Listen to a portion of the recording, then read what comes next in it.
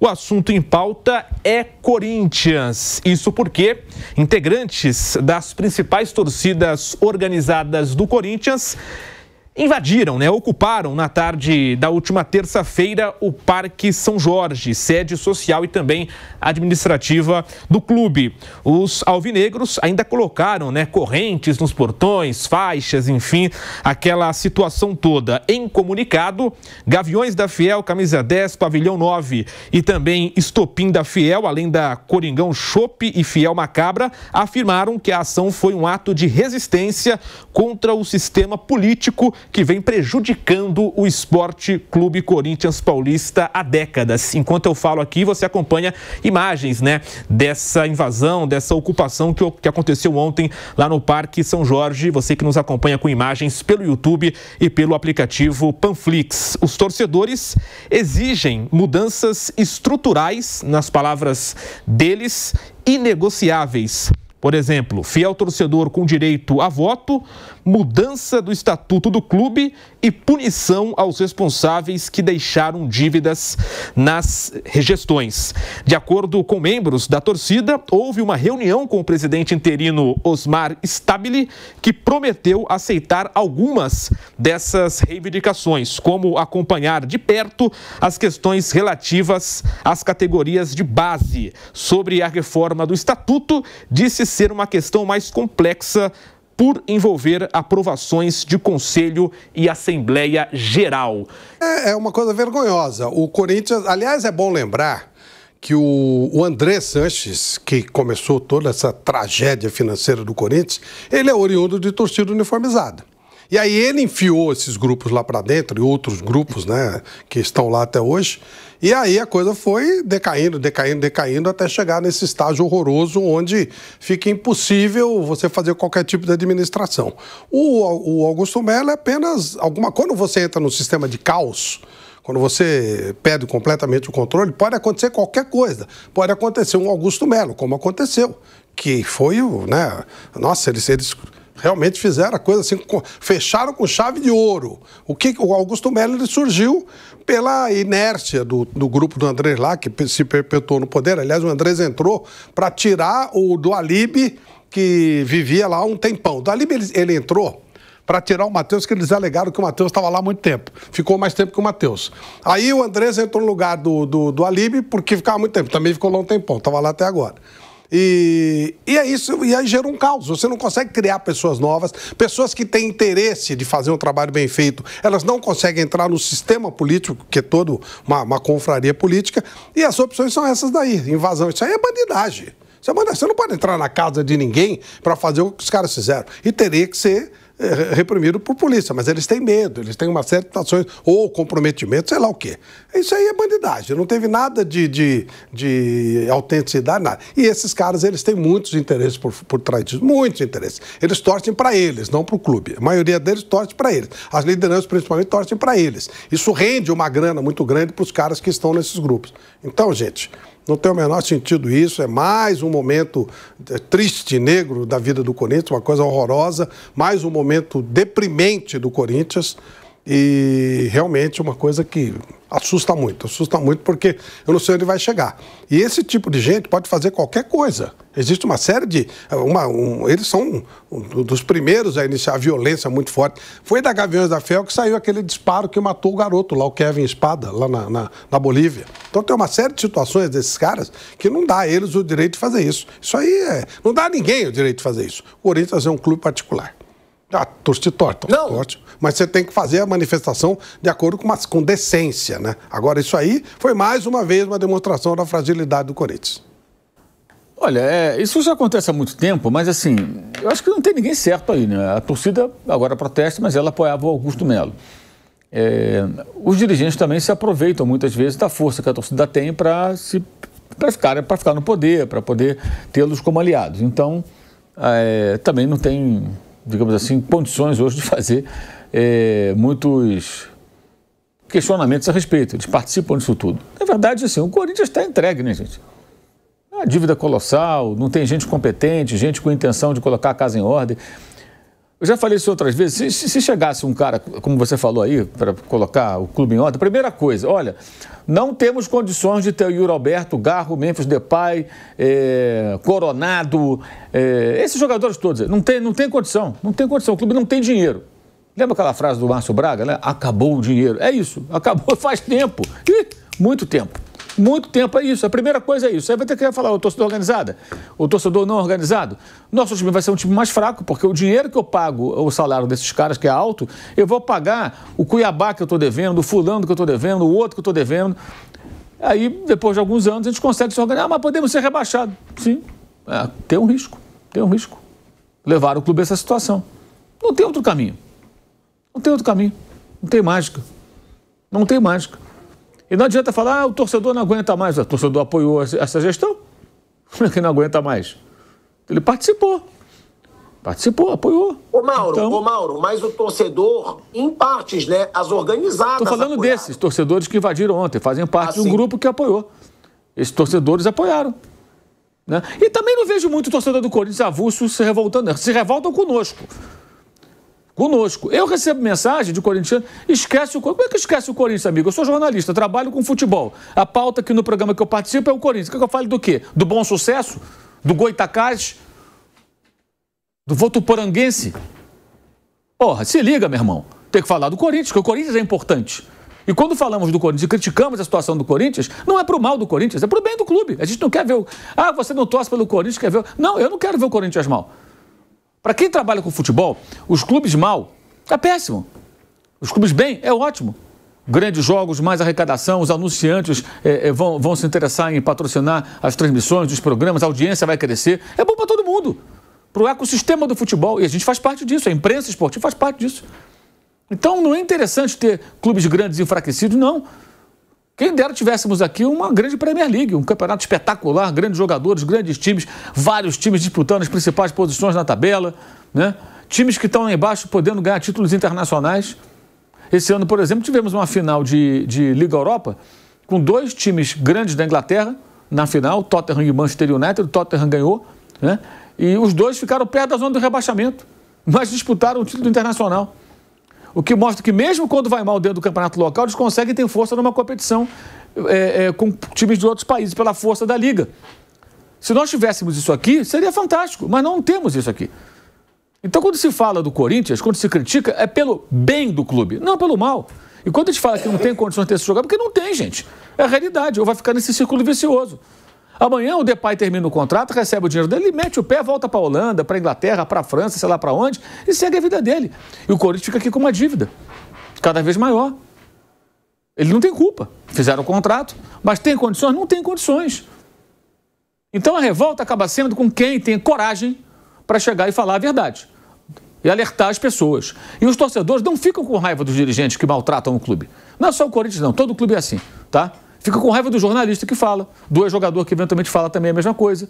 E com raiva até do torcedor do mesmo clube que tem coragem de chegar num grupo de WhatsApp, numa roda de amigos no final de semana, jogando uma pelada, tomando uma cerveja no bar, no cafezinho no trabalho, na escola, na faculdade, um grupo de... Corinthians, 3, 4, 5. Aí um fala assim, gente, não dá, a gente tem que botar a casa em ordem, tirar esse time caro, tem que pagar as dívidas. Tá arriscado esse cara apanhar. Você é maluco, rapaz, você acha que ele fica com um timeco aqui perdendo pro Palmeiras? Tem que contratar jogador, mas não tem condição. As pessoas lúcidas, quando falam desse assunto, elas são execradas, maltratadas, ofendidas. Eu já fui abordado na rua pro Corinthians e falei assim, pô, você não gosta do meu time? Eu não gosto. Quem não gosta é quem comanda o clube, cara. Eu não gosto. Eu não tenho que gostar nem desgostar, eu tenho que fazer o meu trabalho aqui, mas quem não gosta é quem maltrata o Corinthians. Quem não gosta é quem coloca o clube nessa situação. Será que você não consegue enxergar, cara? Tem alguma coisa aí dentro da cachola? Pode cortar esse trecho aí. Mas, Mauro, dá pra dizer isso, né? Se outros clubes encontraram uma luz no fim do túnel e tinham situações bizarras, no Corinthians também tem a luz no fim do túnel. Basta conselheiros e sócios que votam decidirem por um grupo que possa organizar essa bagunça que virou o clube, né, Mauro? Que grupo é esse? Onde está esse grupo? Não existe esse grupo. No Corinthians não existem essas pessoas. Pessoas interessadas em fazer isso e capacitadas para isso. Não tem. Não apareceram. Não estou dizendo que nenhum corintiano é capaz, mas ninguém que torça pelo Corinthians, que seja associada do Corinthians, habilitada a concorrer na política corintiana, se apresentou até agora, só temos esse plano aqui. Não apareceu. Não apareceu. Então, qual a perspectiva? Não se vê saída. Essa é a questão. O Flamengo teve essa sorte, o Palmeiras teve a sorte de aparecer o Paulo Nobre, foi ele. Aí foi um cara. Foi um mecenato. Botou dinheiro do bolso dele para oxigenar as finanças do clube, depois recebeu de volta. Mas é o que eu sempre digo, imagina qualquer pessoa endividada, o cara deve 100 mil reais, o cara ganha um salário de 5 mil, como é que ele vai pagar? Não consegue pagar. Aí chega alguém e fala assim, ó, quanto você deve? 100 mil.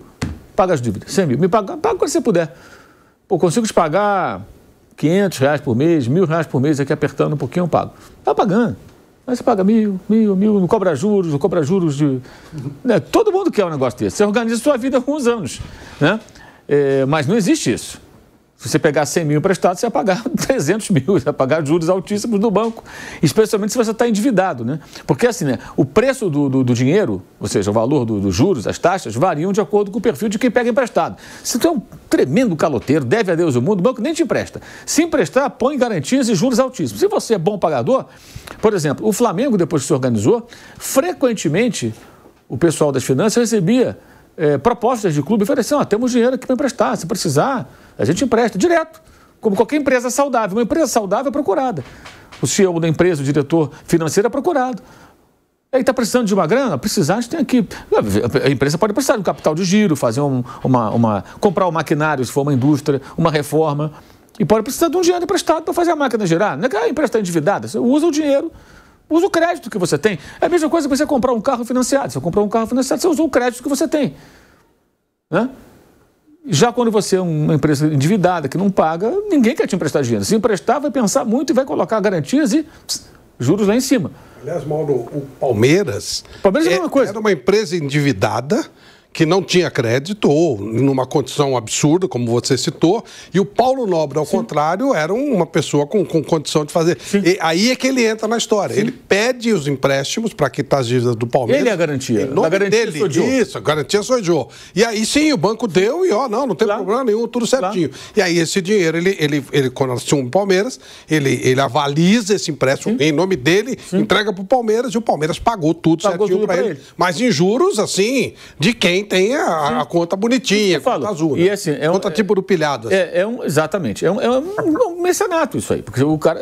Não é proibido, mas é um mecenato. Assim, foi uma iniciativa individual de um cara apaixonado pelo clube e que, além disso, é bom frisar, ele também deu uma bela organizada no clube. Ele colocou profissionais em áreas estratégicas e tudo, ele mudou. Né? Falou, vem cá, tem que organizar. Eu preciso de um cara bom nas finanças. Quem é? É o João. Contrata o João. Eu preciso de um cara bom aqui na parte logística. É o Pedro. Pedro, vai lá.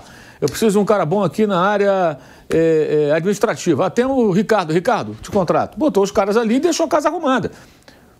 E fez a sucessão para o Gagliotti. O Gagliotti era um cara do Paulo Nobre. Depois ele fica próximo de Leila Pereira e tudo mais. Aí tem aquela confusão toda, que a Leila e o Nobre não são exatamente os melhores amigos. Mas ele é o cara que salva o Palmeiras. Não apareceu nenhum corintiano disposto a fazer isso. E o detalhe, que consiga assumir o poder e ter autonomia, que mesmo na presidência, você pode estar vivendo um ambiente tão tenso. Por exemplo, quando o Paulo Nobre chegou no Palmeiras e começou a tentar arrumar a casa, houve um momento de dificuldade. O Palmeiras contratava jogadores aqui na América do Sul, alguns jogadores argentinos, quando o Gareca foi o técnico, mas eram jogadores mais baratos, jogadores já na descendente na carreira, porque não havia condições financeiras para contratar grandes atletas. A virada começa em 2015. Não é por causa da Crefisa especificamente, coincide de entrar a Crefisa, mas é um momento que o clube já está mais organizado, já está mais estruturado e o estádio é inaugurado no final de 14. A partir de 15, com o estádio, o faturamento do clube também cresce. De que maneira? Cresce pelas arrecadações muito mais significativas, cresce por conta do aumento também exponencial de sócios torcedores com o lançamento do programa Avante. As pessoas começaram a se associar ao Palmeiras para poder frequentar os jogos, começou a haver uma demanda muito maior pelos ingressos, estádio novo, todo mundo querendo ir. O clube ganha um grande upgrade, esse acordo com a W Tour é um negócio fantástico, que o clube ganhou, além de uma sede nova, administrativa, um prédio, tem um outro que é só de quadras. Então o clube Palmeiras ganhou um upgrade. Quem é sócio ou quem virou sócio, o título ficou mais valioso, claro. Além de um estádio novo e tal, a piscina e etc e tal, passou a ter um prédio de quadras para jogar futebol de salão, jogar tênis, praticar esporte. Então o clube melhorou. O clube fica numa área que é um dos 3 maiores IDH de São Paulo.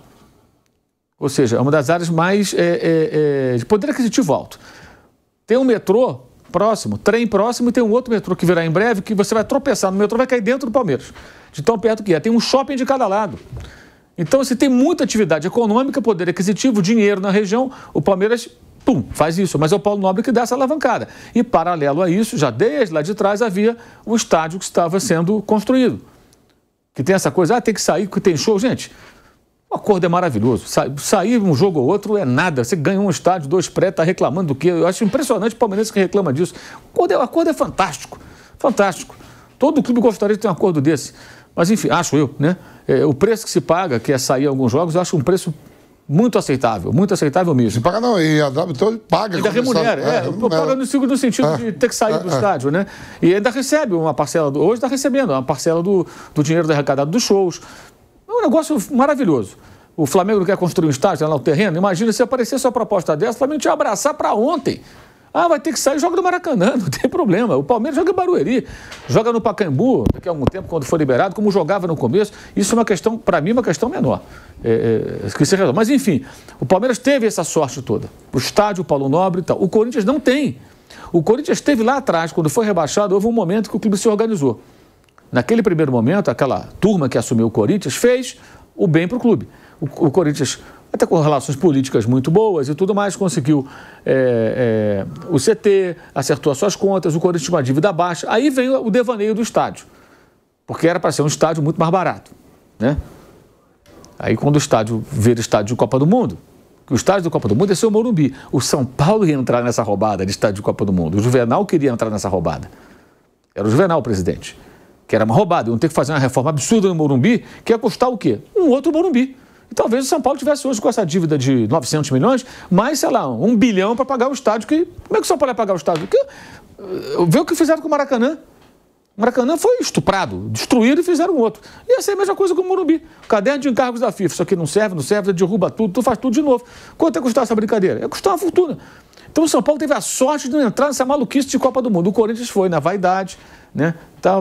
Deram uma perna junto com a CBF, com o Ricardo Teixeira, né? O Ricardo Teixeira e Andrés, né? Aí eles foram lá e tal, e virou o estádio da Copa do Mundo. O estádio que ia custar 500 milhões na época, o que se falava, custou 1 bi, não sei quanto, ninguém sabe quanto custou ao final. E virou uma âncora, né, que atravanca ali o Corinthians financeiramente, que é uma dívida enorme. Aí, junto a isso, criaram uma dívida enorme do clube. Quer dizer, meu Deus do céu. Então, como é que sai disso aí? E não tem. Esse personagem de Salvador, ele não apareceu ainda. Eu sempre lembro, a dívida do Corinthians, quando foi campeão da Libertadores e do Mundial da FIFA, era de 111 milhões, aproximadamente. Uma dívida controlada para o faturamento do clube, algo perfeitamente razoável. Aí vem outro devaneio, que foi a contratação do Pato. O Pato custou 15 milhões de euros. 15 milhões de euros na época não equivale a 15 milhões de euros hoje. Na época, as maiores negociações do futebol mundial eram 30 milhões, 40 milhões. Hoje, as maiores negociações são 100 e tantos milhões, né? O Neymar até hoje amanhã foi 222. Então, na realidade, quando se investiu 15 milhões de euros no Pato, foi como se hoje contratasse um jogador, sei lá, de 60 milhões, 50 milhões, 70 milhões. Era uma coisa muito, muito, muito pesada. Ali já foi um lance megalômano, uma conta alta. Depois o estádio. E aí o Corinthians começou a entrar nessa roda viva. Ele estava nos trilhos, era para o Corinthians hoje estar nos trilhos ali. O estádio não ia ser Palácio de Mármore, mas ia ter o seu estádio, mais simples, mais prático, mais funcional, sem luxo. Porque o que as pessoas não lembram é o seguinte, o estádio da abertura da Copa, que foi Itaquera, ele recebe vários chefes de Estado e tal, ele tem no caderno de encargos da FIFA exigências que nem o da final tem. Justamente por isso, na inauguração, na abertura da Copa, vão várias personalidades, chefe de Estado, presidente, primeiro-ministro, não sei da onde e tal. Então tem que receber aquela tua. Aí tu faz uma coisa mais suntuosa. Por isso é o Palácio de Mármore. O cara chega no banheiro, é tudo de mármore, tem televisão, o cara vai lá fazer xixi lá, sai água, não sei da onde e tal. Porra, isso custa dinheiro. Agora, um estádio mais prático, que não fosse de Copa do Mundo, não precisava custar isso. As cadeiras da Copa do Mundo do Maracanã, na época, eu lembro a matéria do UOL, eu não lembro o valor, mas era um negócio, cada cadeira custava um absurdo. Para que aquilo? Não precisa esse valor todo. Então o Corinthians entrou numa aventura que foi o estádio também. Era para ter um estádio mais ok, bom, digno, limpo, organizado, confortável, mas sem esse luxo todo. Pegar o Pacaembu, né? Que acabou sendo privatizado. Isso. Que poderia ter sido assumido pelo Corinthians. Pelo Corinthians. Exatamente. Por 100 anos, vai. Ele cuidava, dava um tapa lá. Como o Botafogo assumiu o Engenhão. Era a casa do Corinthians. E agora Flamengo e Fluminense estão com o Maracanã. E lá na Inglaterra também tem. O West Ham pegou o Estádio Olímpico de Londres, de 2012. O estádio do Manchester City, o pessoal não se lembra. O estádio do Manchester City foi construído para os Jogos da Comunidade Britânica de 2002. E o Manchester City foi lá e arrendou. Aquele estádio não foi erguido pelo Manchester City. Olha, só não sabia. Não foi. Aí eles arrendaram o estádio, porque eles construíram. Aí pode se discutir, né? Como foi feito. Aí a discussão para eles lá, não é para a gente. Claro. Se foi pago o valor justo, se a sociedade foi ressarcida. O Allianz Arena, que foi agora o palco da final da Champions, foi construído com dinheiro público. Na época. E depois foi comprado pelo Bayern de Munique. Era o Bayern com o Munique em 1860 comprando o estádio. Aí o Munique, em 1860, está quebrado, está num buraco danado, é um clube menor, não conseguiu pagar, o Bayern assumiu sozinho. Mas tem um detalhe curioso, eles fizeram na época, lá tinha o estádio olímpico lá onde jogava o Bayern, né? Que é o jogo dos Jogos Olímpicos 72, que fica no Parque Olímpico. Até estive lá na semana passada. Copa de 74. Também foi lá, a final foi lá. E aí fizeram um plebiscito. Vamos construir um novo estádio em Munique? A cidade disse, sim, vamos construir o estádio. Aí usaram o estádio, ou na Copa do Mundo e tal. Aí os clubes vão arrendar o estádio. Custa tanto, vão pagar. Aí um dos clubes não conseguiu pagar, o Bayern rico, né? Muito rico, falou, não tem problema. Tanto que o estádio, eu cheguei a um jogo lá que estava azul. Um jogo do Munique em 1860 contra o Paderborn, o estádio estava azul. E quando joga o Bayern fica vermelho, né? Agora só fica vermelho. Agora na final ele estava todo colorido. E esse estádio foi construído com dinheiro público depois. Mas aí estamos falando de uma sociedade mais avançada, gente. Maior economia da Europa, uma sociedade diferente da nossa. Enfim. E clube com muito dinheiro, né? Isso já é fundo do poço. O Corinthians está falido. Ele só não é falido porque está no Brasil. Mas o Corinthians é um clube falido. Ele deve 2,6 bi e a dívida está aumentando cada vez mais. Não tem um grande time, tem uma folha de pagamento altíssima e um time que não condiz com uma folha de pagamento, não responde em campo. É uma guerra pelo poder impressionante de um clube que deve 2,6 bilhões, o que é surpreendente, né? Você querer ser herdeiro de alguma coisa desse nível é uma coisa bastante complicada, sendo que a gente sabe que as dívidas elas passam para aquele que está assinando naquele momento. Então, realmente, é uma coisa esquisita. E mais esses bandos uniformizados que também têm os seus interesses, que não são interesses visando o Corinthians, são interesses deles. Então, você vê que o Corinthians está dividido em grupelhos. Dizem que até alguns bem barra pesada, né? Eu não saberia dizer qual vai ser o fim disso, não. Não sei, é muito complicado. Muito complicado. E, por outro lado, quando ele tem uma força política enorme, né, marca Corinthians, como você citou, sei lá, 25, 30 milhões de torcedores, que significam votos. E aí fica muito difícil alguém chegar lá e tomar uma posição firme, realmente, que seria o caso. Eu não vejo por que clube de futebol tem que falir sim. Está falido. E as pessoas que são credores do Corinthians? Quantas pequenas empresas não devem estar com dificuldade porque não recebe do seu grande... Pô, o cara recebe um pedido de orçamento do Corinthians, é uma coisa enorme. Você fala, né? O cara faz. E aí acaba quebrando, pode até quebrar algumas pequenas empresas por causa disso. Uma lástima. Hoje o Corinthians, cada dia ele fica menor em termos de credibilidade, de respeitabilidade. Eu não consigo te responder até onde ele pode chegar, mas ele está descendo bastante para esse poço, viu? Está descendo muito.